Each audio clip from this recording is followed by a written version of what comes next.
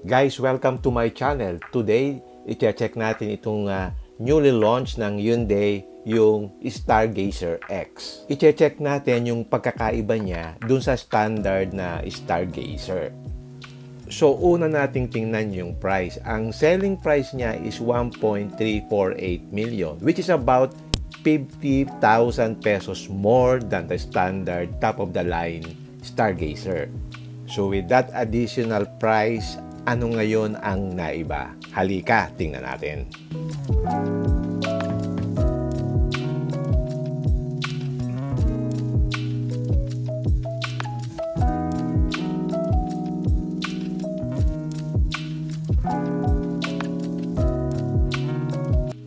Okay, simulan natin sa exterior features.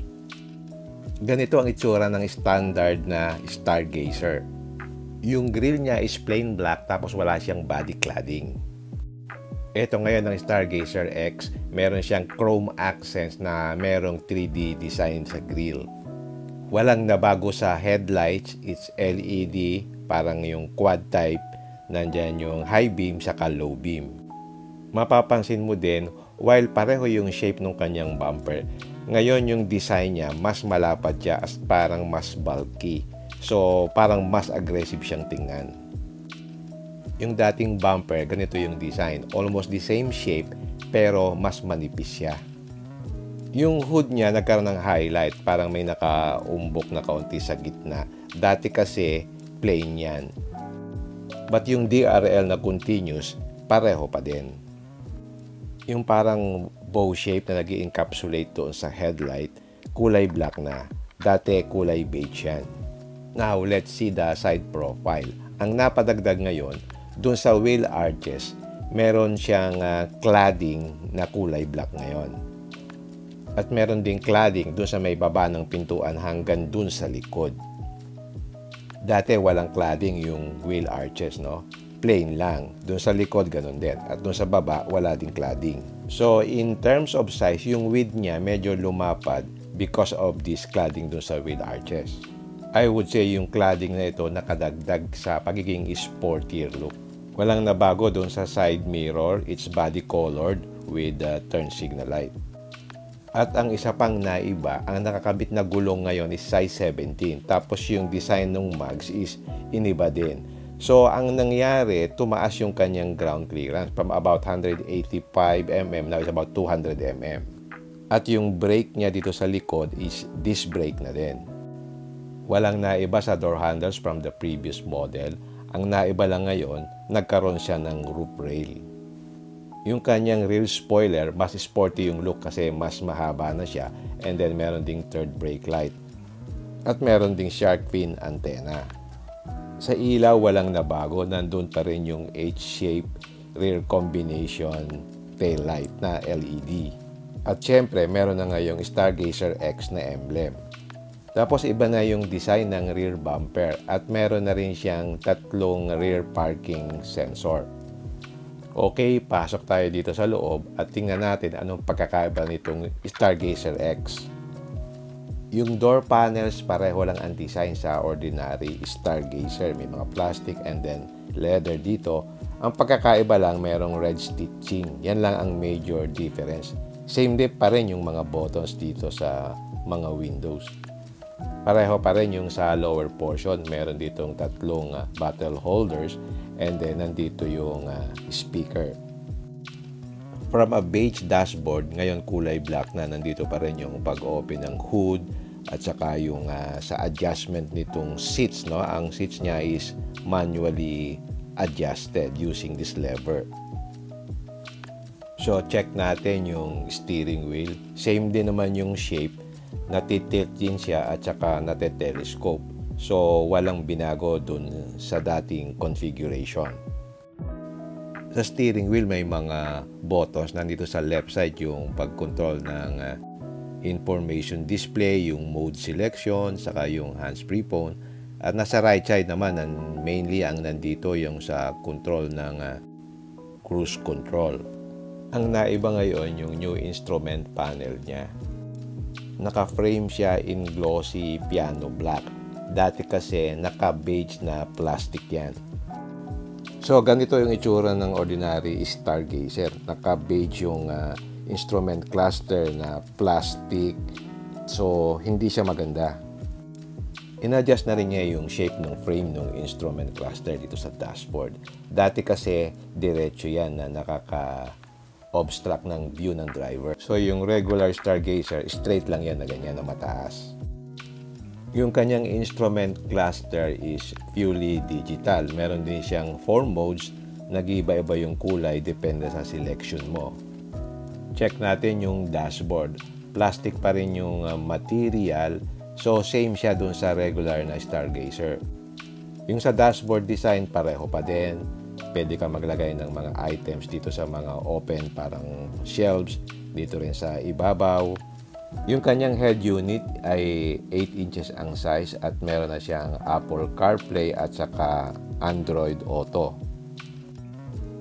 Meron din siyang dalawang knobs dito for manual adjustment at nandito yung hazard button. Dito sa dashboard parang merong secret compartment. Yan o, pwede kang maglagay dyan ng wallet mo o pwede ring cellphone. You can close na hindi halata na parang taguan siya.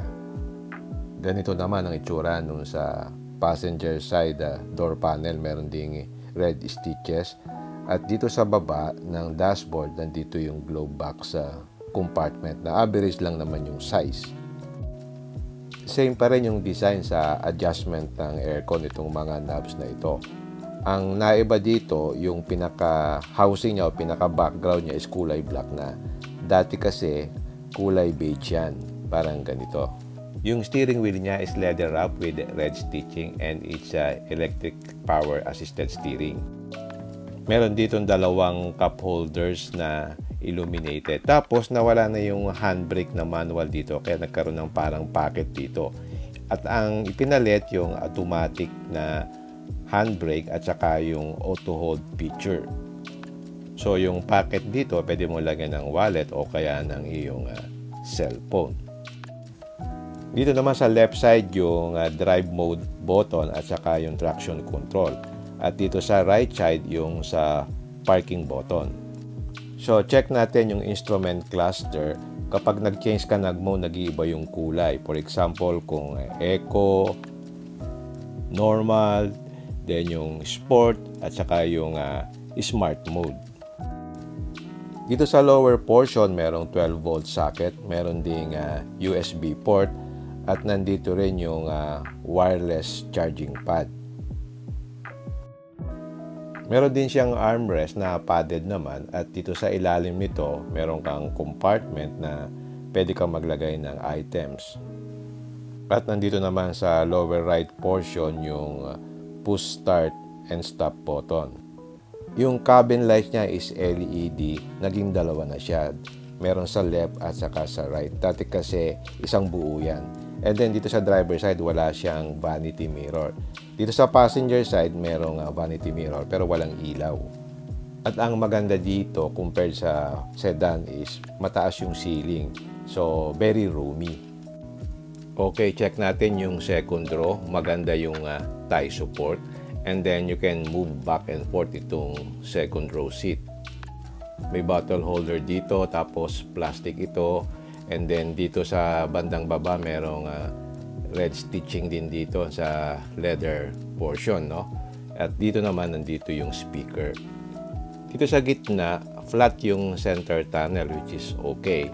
At dito sa likod merong dalawang USB port at saka meron dito parang small compartment for small items like wallet or cellphone. At dito naman sa likod ng front passenger seat merong tray na pwedeng lagyan ng pagkain. Pero ito dito lang sa passenger seat. No, sa driver seat side, wala siyang ganyan. But both dun sa driver seat saka dun sa passenger side, merong seat pocket. Yung aircon vent dito sa second row is the same as the ordinary stargazer and then you can control dito sa right side. Yung third row seat pareho rin dun sa regular stargazer. You can tumble this para makapasok ka dun sa third row na 50-50 seat split. Roomy din yung third row. Mataas yung elevation ng seat, hindi naka-flat dun sa floor. Para din dun sa Suzuki Ertiga. Okay, check natin itong upuan dito sa third row. So pag umupo ka dito, okay lang, tama yung height, hindi masyadong mababa. So maluwag siya. Ang maganda dito, maganda pa rin yung legroom. Pwede kasing ma-adjust yung second row seat moving forward. In terms of space dito sa third row, okay siya. So kahit adult pwede, yung iba kasi pambata lang. So this is a good choice for 7-seat na sasakyan. At dito nga pala sa right portion, meron din ditong 12-volt socket. Tapos merong cup holder at saka parang pocket dito sa right side. Okay, baba tayo. Check naman natin yung likod. Manual yung opening siya, hindi siya power liftgate. Merong maliit na space dito sa likod. At sa ilalim nitong cover na to, may magandang compartment dito. Actually, pwede dito yung mga sapatos mo kasi malalim siya. Pero mga isang maleta lang ang kasya dito kapag nakatayo yung third row seat. Pero pag ibinaba mo to, malaki na yung space. So, tingnan natin ibaba. So, pag hinila mo to, may flat mo siya. So, flat naman siya. And then, subukan din nating i-tumble yung second row seat. Yan, pag naka-flat na yung second row seat, ang laki na. So, kasyang-kasya yung malalaking o mahabang items. At meron din siyang seat belt para doon sa second row middle passenger. Meron din siyang armrest pero wala siyang cup holder. So, pag binaba mo yan, magkakaroon ng butas dito sa gitna. So, ang purpose niyan, pwede kang maglagay ng item na mahaba galing dun sa likod. Yung seats niya, well padded naman, kaya comfortable siyang sakyan. So, yan ang pagkakaiba ng kanyang interior dun sa regular Stargazer. Okay, check naman natin yung engine niya. Ang engine niya is 1.5 liter, naturally aspirated. It produces 114 horsepower and 144 Newton meters of torque. Ang transmission niya is 7-speed IVT. Ito yung counterpart nila doon sa, for example, yung Honda na CVT. Ang tawag nila IVT. Okay, yan lang. So, let's summarize kung ano yung pagkakaiba niya sa regular Stargazer.